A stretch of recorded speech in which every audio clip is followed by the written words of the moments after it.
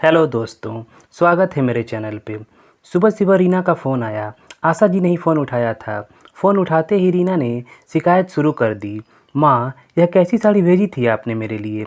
इतनी हल्की फुल्की, मुझे तो गिफ्ट बिल्कुल पसंद नहीं आया। पता है आपको, मेरी जेठानी भी हंस रही थी कि तुम्हारे मायके में तुम्हारी यही औकात है। मुझे तो बिल्कुल अच्छा नहीं लगा। इससे तो गिफ्ट नहीं भेजती तो अच्छा था। सुनकर आशा जी का गुस्सा सातवें आसमान पर हो गया। बड़बड़ाते हुए अपने कमरे से बाहर आई और लगभग चिल्लाते हुए बोली, संजय, ओ संजय, ज़रा बाहर आओ, मुझे तुमसे ज़रूरी बात करनी है। संजय, जो अपने कमरे में सो रहा था, अपनी आंखों को मलता हुआ बाहर आया।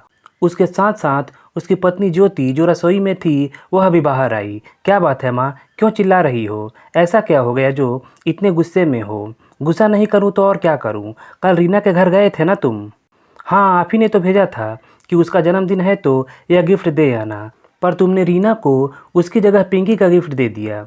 मुझे समझ में नहीं आया कि कौन सा गिफ्ट किसका है, इसलिए दे दिया। फ़ोन भी लगाया था आपको, लेकिन आप फ़ोन घर पर छोड़कर मंदिर चली गई थी, इसलिए जैसे मुझे समझ में आया वैसे मैंने दे दिया। और वैसे भी क्या फ़र्क पड़ता है? तुम्हें फ़र्क नहीं पड़ता, लेकिन मुझे फ़र्क पड़ता है। तुमने मेरी बेटी को और अपनी साली को एक जैसा ही समझ लिया है क्या? जो अपनी साली का गिफ्ट मेरी बेटी को देकर आ गए और मेरी बेटी का गिफ्ट अपनी साली को। अरे तो उसमें क्या है, दोनों के लिए एक जैसा ही तो लाए थे। एक जैसी साड़ियाँ ही तो थी, आप खुद जाकर लाई थी। तुम्हारा दिमाग खराब है क्या? मैं अपनी बेटी को ऐसी साड़ी देती क्या? माँ जी ने गुस्से गुस्से में बोल तो दिया, फिर अचानक से उन्हें लगा कि उन्होंने बहुत बड़ी गलती कर दी, तो एकदम चुप हो गई। संजय और ज्योति दोनों माँ को हैरानी से देखने लगे। एक मिनट, आप कहना क्या चाहती हो? क्या दोनों में गिफ्ट एक जैसा नहीं था? नहीं, दरअसल माँ कुछ कह ही नहीं पाई। संजय को समझते देर ना लगी कि माँ ने क्या हरकत की है। दरअसल हुआ यूँ कि ज्योति की बहन पिंकी और ननद रीना का जन्मदिन एक ही दिन होता है। दोनों शादीशुदा हैं और दोनों के ससुराल भी इसी शहर में हैं। कल ज्योति की तबीयत खराब थी, इसलिए वह ना जा पाई, तो संजय आशा जी को लेकर शॉपिंग के लिए चला गया। संजय तो बाहर खड़ा हो गया और आशा जी साड़ियाँ लेने अंदर चली गईं। जब शॉपिंग करके बाहर आई तो आते ही कार में बैठ गई। तब भी संजय ने पूछा था, दोनों की साड़ियाँ एक जैसी लाई हो ना माँ? अरे तुझे मुझ पर भरोसा नहीं है क्या? मेरे लिए जैसी रीना है वैसी ही पिंकी है। नहीं माँ, बात वह नहीं है। आज ज्योति की तबीयत ठीक नहीं है, तो पिंकी को भी गिफ्ट देने मैं ही जाऊंगा, तो कम से कम गिफ्ट तो अच्छे होने चाहिए। और वैसे भी मेरी बहन हो या मेरी पत्नी की, है तो मेरे लिए दोनों एक ही समान।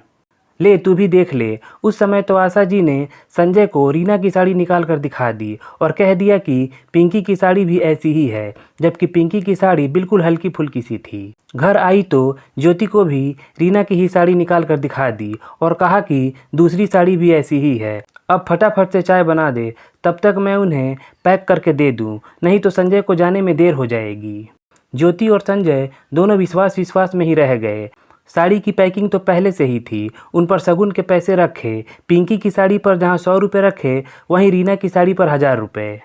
जब तक ज्योति चाय लेकर आई तब तक सारी पैकिंग हो चुकी थी। दोनों अलग अलग कलर के बैग में साड़ियों को रख दिया।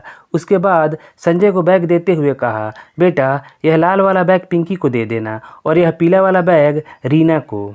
अरे माँ, फिक्र मत करो, इधर उधर हो भी गया तो क्या फ़र्क पड़ेगा, दोनों में एक जैसा गिफ्ट ही तो है।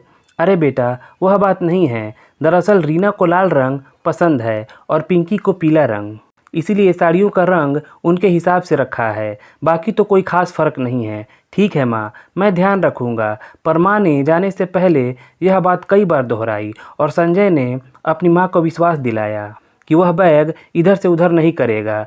तब माँ निश्चिंत हुई।